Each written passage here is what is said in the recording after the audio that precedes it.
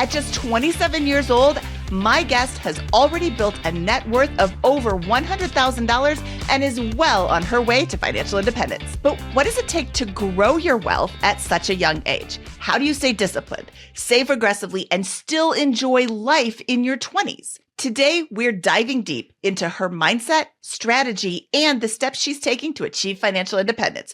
Whether you're starting out or well on your way, this episode is great for one and all. Hello, and welcome to the BiggerPockets Money Podcast. My name is Mindy Jensen, and Scott Trench is playing hooky today, so you just have me.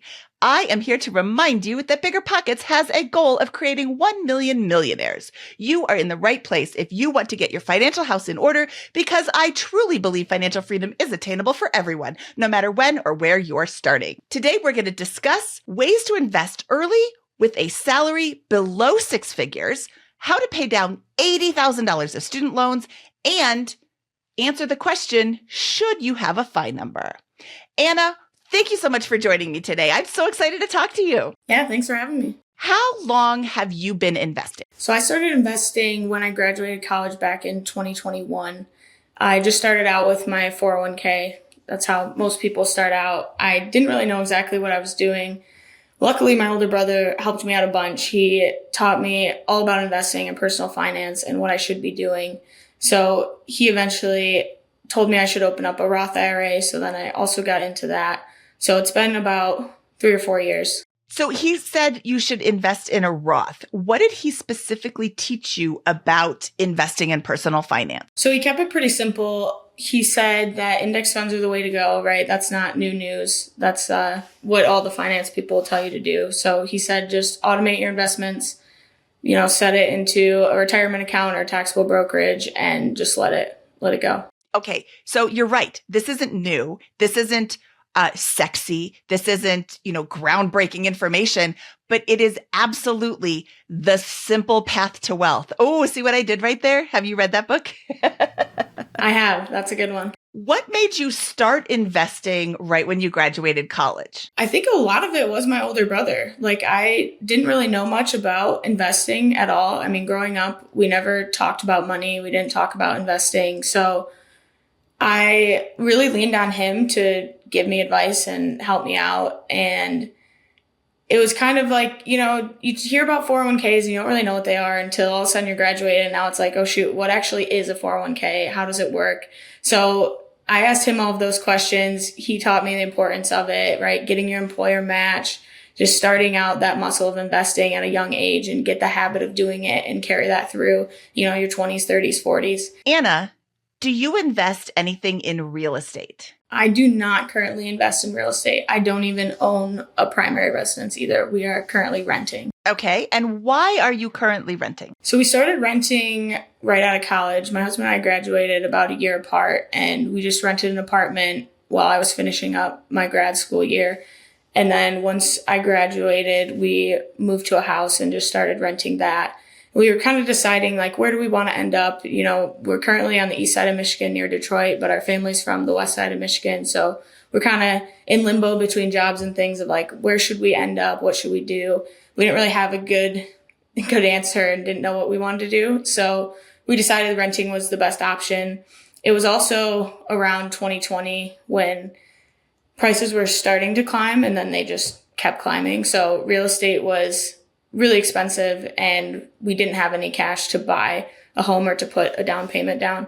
So at first it sounded like buying would be really nice, right? In 2019, home prices were pretty low. You could put a small amount down and your mortgage could be reasonable, right? You could pay $1,200, $1,500 for a mortgage in the Detroit area, of course, not in all places of the country, but we're pretty lucky to be in the Midwest. So then as prices got more and more expensive, we were like, okay, we can buy a home now, but if we buy a home, the mortgage is probably going to be closer to $2,500, right? So we decided to stick with our current situation. We're renting a 3-bed, 2-bath for $1,800 a month in the Detroit area versus buying a home now that's equal or more house, and our housing costs would go up, $700 a month or more.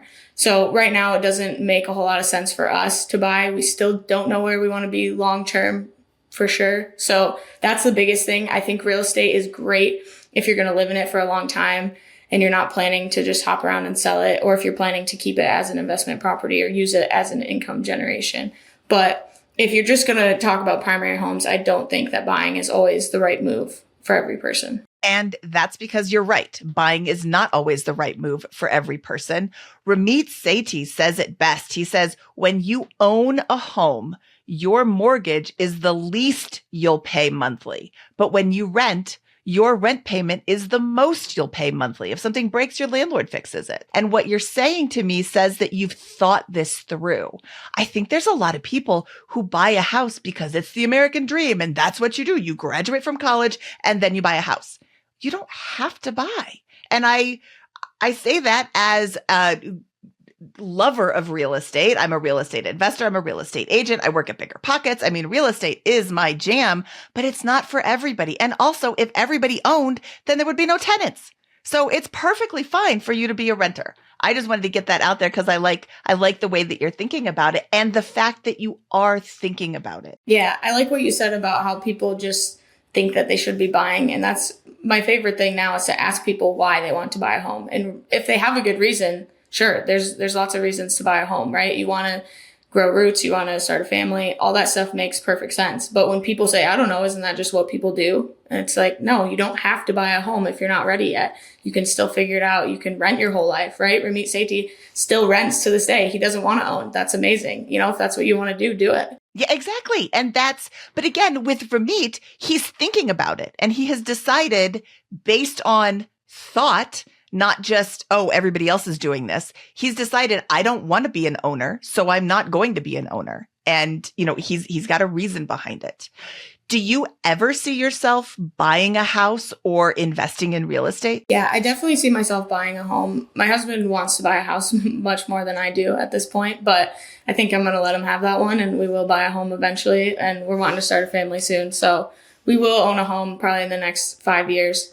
But as far as investing in real estate goes, I haven't quite figured out what we're going to do. He doesn't like the idea of being a landlord, so I'm trying to push him on that a little bit. But I think the plan will be to focus on index funds and investing in the stock market, you know, in our 20s and maybe our 30s. And then in our 40s or 50s, when we've maybe got some more free time and more money, maybe jump into real estate investing. And, you know, real estate investing isn't for everyone. There are plenty of people who listen to this show who have no interest in investing in real estate and are still reaching financial independence.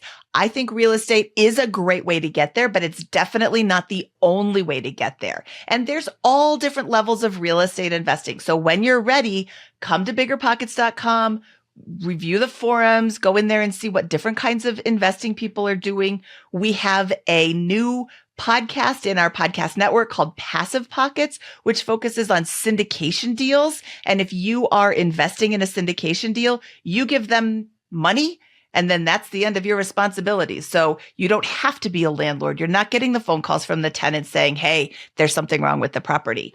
It's a great way to invest in real estate without having to be on the phone with your tenants all the time. It does have some risk. And, you know, that's why we created this new podcast called Passive Pockets, so that you can start to learn how to invest in syndications. Not all syndications are made the same. So when you're ready, give me a call. We'll chat. We're going to take a quick break before we hear more from Anna Foley on how she was able to wipe out $80,000 of debt in under 4 years. Welcome back to the show. So let's look back to your financial snapshot when you graduated from college.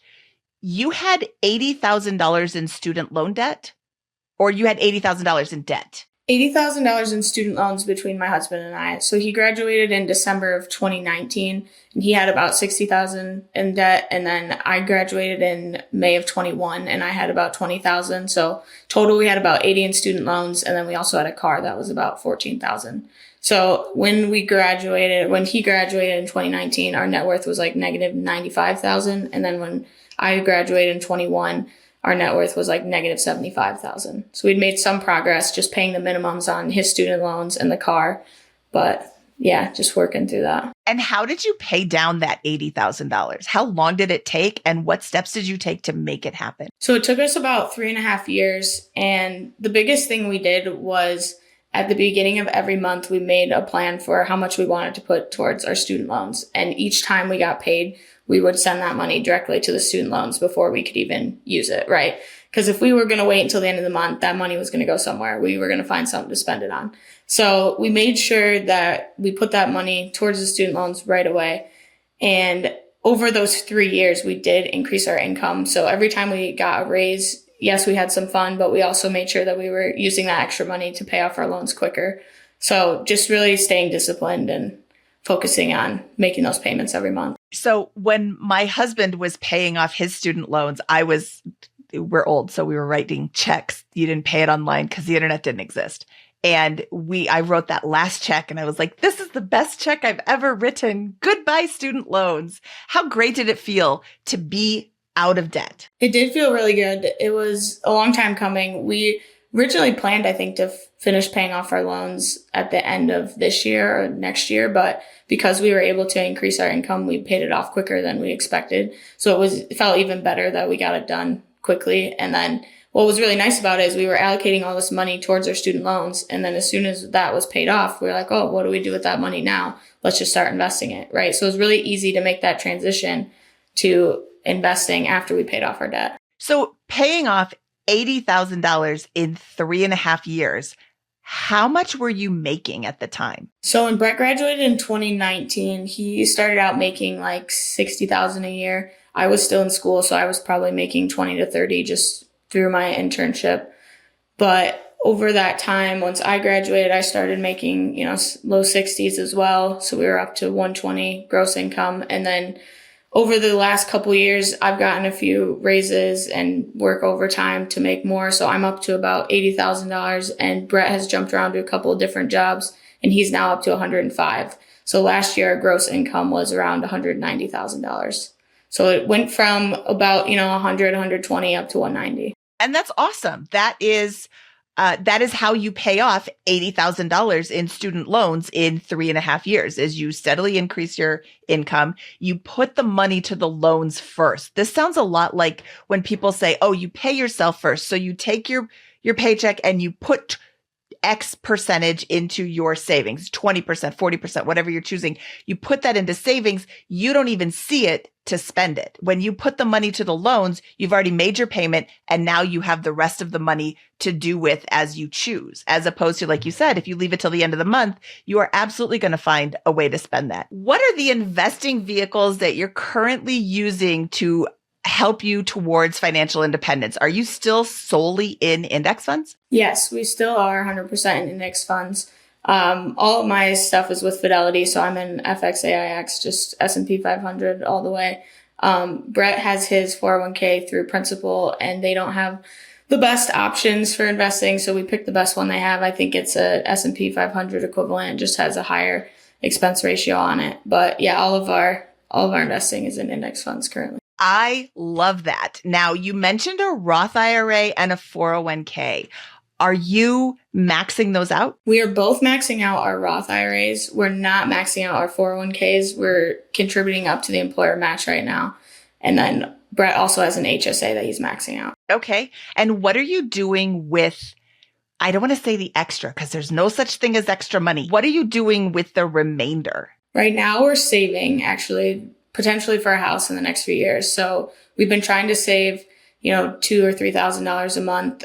We were saving up for a car. We just bought a car. And then now we're going to start transitioning to saving for a house. And do you have any sort of after-tax brokerage investments? Not yet. I've been thinking about opening one of those up and just starting to get that ball rolling. But it's hard to give up the tax advantage of, all the retirement accounts. So kind of struggling with that decision on which one I should do. Yes. Well, I totally understand that.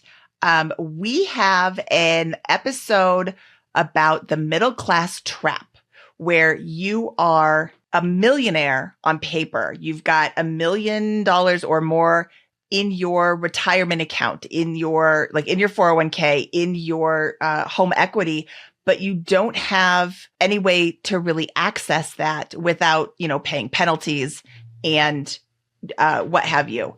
And that is episode 543. I encourage you to go and listen to that one just to prevent yourself from becoming, I mean, it's not a terrible position to be in. You know, you're 40 years old and you're a millionaire. You just can't access any of it without paying penalties. So the cure to that, if you haven't gotten to 40, if you're younger, you should start an after-tax brokerage account so you do have access to funds. You can always access the money you put into your Roth, but not the gains before you're 59 and a half, I think. And I'm sure I'm saying that wrong. And somebody is going to email Mindy at BiggerPockets.com to tell me about that. But you do, hedge your bets and do an after-tax brokerage account so you can access those funds earlier. Another way to access those funds, if you are, I hate the way that I'm wording this, but I can't think of a different way. If you have fallen victim to the middle class trap, we just did an episode with Eric Cooper about the 72T, where you can access your retirement funds early through separate but equal periodic payments, which means you have to take out the exact same amount every single year. So there are ways to access it, but not even having to do all that monkey business is even better. Yeah, for sure. I did actually just listen to that episode. It was a good one. Yeah, I love Eric. He's so great. Anna, what would you guess your savings rate is? So far this year, our average monthly savings rate has been around 43%.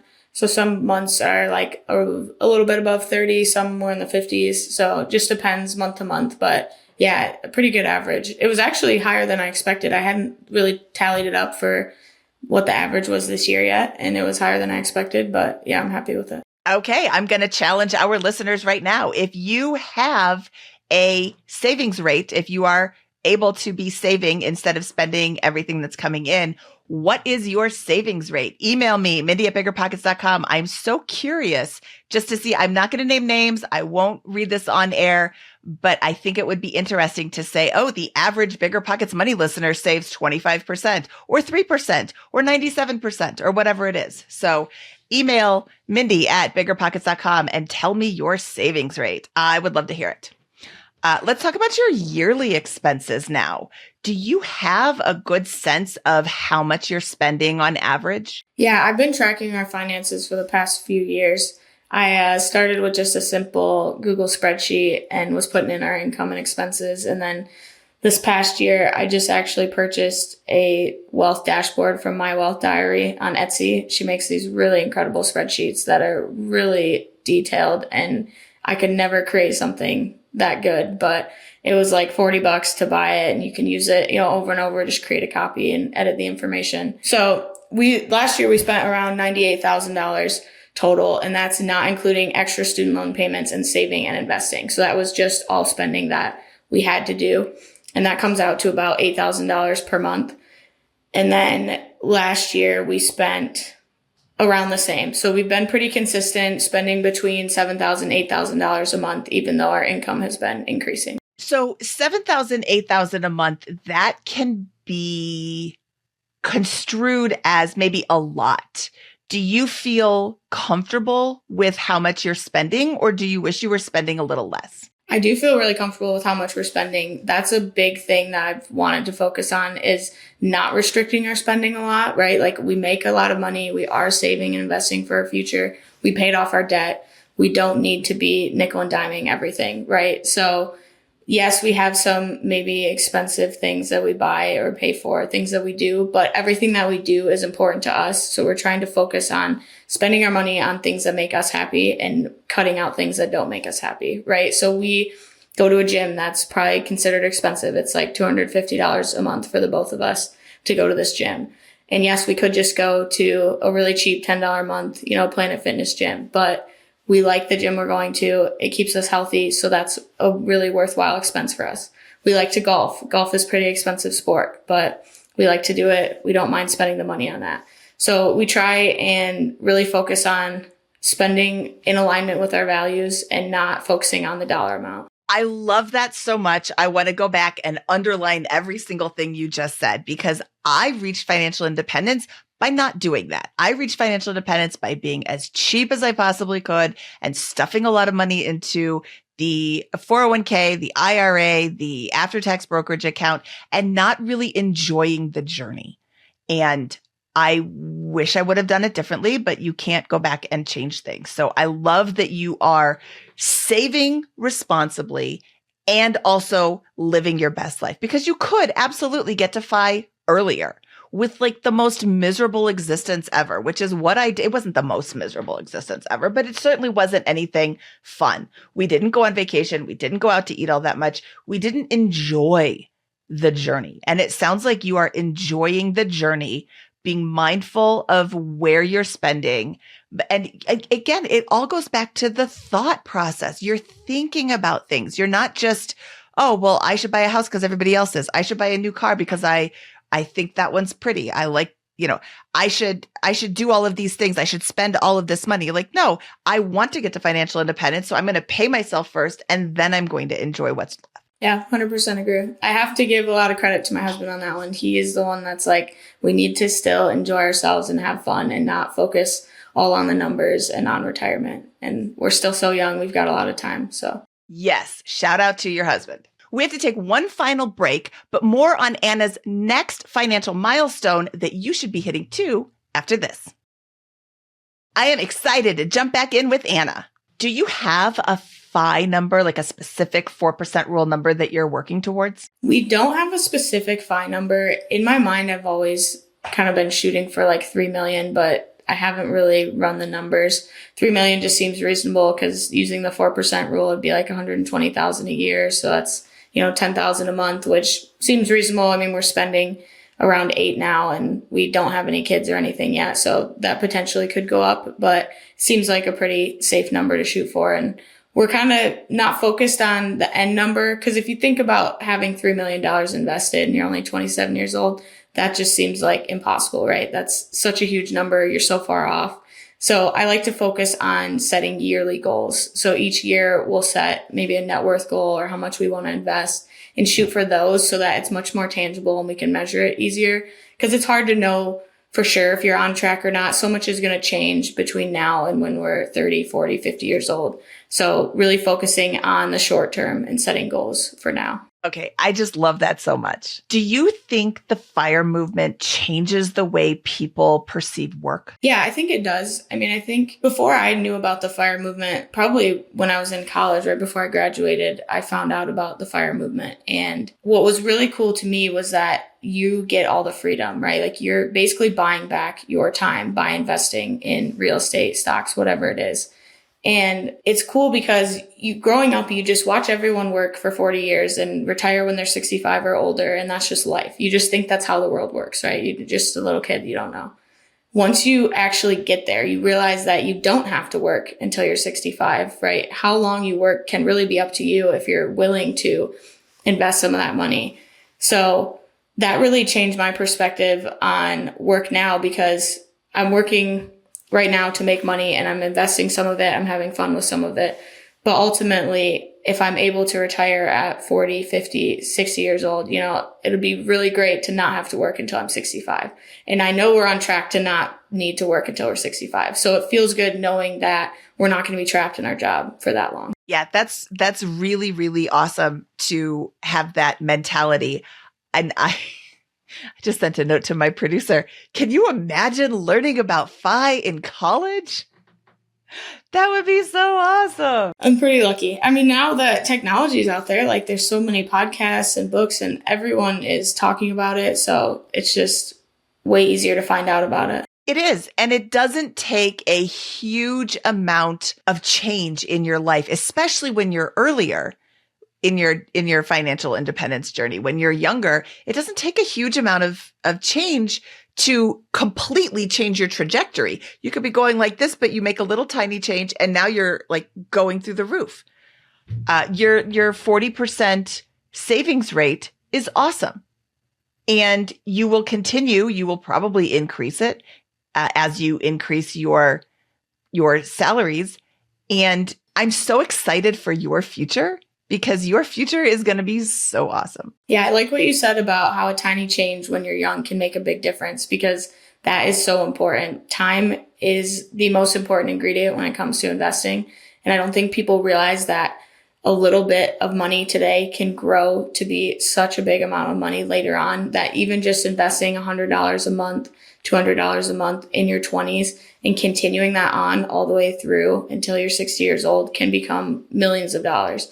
So it's just really important to set it up when you're young the right way, so that you're spending less than you're making, so that you're not having to realize at 40, oh shoot, I haven't saved anything. I don't have anything invested for retirement. Now you have to downgrade your lifestyle in order to invest money to try and catch up, when you could already have created your lifestyle around your income, knowing that you were going to save and invest some. I love that. Are you sure you're only 27? Yes, I'm positive. So for many, earning more income is the key to FIRE, whether that's passive or through your W-2. And you have said that you have increased your income. Your husband has increased his income by changing jobs. You've mentioned some small milestones today rather than working towards a FI number. What's your next biggest financial goal or milestone? So this year, our goal was to get to $125,000 for our net worth. And right now we're at like 113. So we should meet that by the end of the year with no problem. So now my focus is on having $100,000 invested, and we're at about 90,000 right now. So I'm hoping to get that up to 100,000 by the end of the year. And that'll be a big one. They always say that's the hardest one to get to. And after that, compounding interest starts taking over. So we're excited about that. It does. And it's hockey stick growth. It's pretty awesome. Do you ever plan on investing in individual stocks or anything outside of VTSAX besides the real estate that we already talked about? No plans to do that. If I were to do that, I'd keep it to a very small percentage of my portfolio just for fun to see, how it would go. But I've read enough of the books, I've listened to enough of the podcasts that index funds are the way to go. There's really no point in trying to beat the market. So we're just going to ride those out. I love that answer. Listeners, I did not prompt her for that answer. That is totally her answer, but I love it so much. I love that you're putting thought into your financial situation. And it doesn't have to be a ton of thought. If you don't want to think about it at all, read A Simple Path to Wealth by J.L. Collins. By the way, Anna, you are making his heart sing with all the things that you're saying. I know he's just going to love you to death. What is your biggest piece of advice for someone just hearing about financial independence and just starting out on their financial journey? My biggest piece of advice would be to save and invest first. So we talked about it earlier. When you get paid and you leave that money in your account, you're tempted to spend it, and you're likely going to. There's so many things to find to spend money on. So it's really important that when you get paid, automatically send that money to your savings accounts, to your investment accounts, so that you can't spend it. And then you can spend whatever's left over 100% guilt-free, because it doesn't need to be saved. It doesn't need to be invested. It's yours to do whatever you want with. So I think the biggest thing when you're younger is to sit down and think about, how much money am I going to make? Take that number, take out all of your necessary expenses, right? You need to have a place to live. You need a car, and you need food. Take out all the necessary stuff, see what's left over. And of that, make sure that you're saving, investing some of that too. And then whatever is left over is yours to spend on whatever you want. Anna, I love that. It's just like the anti-budget that Paula Pant talks about. You save ahead of time, you save in the beginning, and then you can spend the rest. And you're paying yourself first. I think it's brilliant. Anna, thank you so much for your time today. I love your story. I love your future. It looks so bright. I'm going to date myself. Your future's so bright, you got to wear shades. Okay, cue the groaning. She's like, I don't even know that song. I don't. Timbuk 3 from 1987. I'm so bad with songs. I'm not your audience. Oh, you're so bad with songs that were 30 years before you were born? Yeah, that too, especially.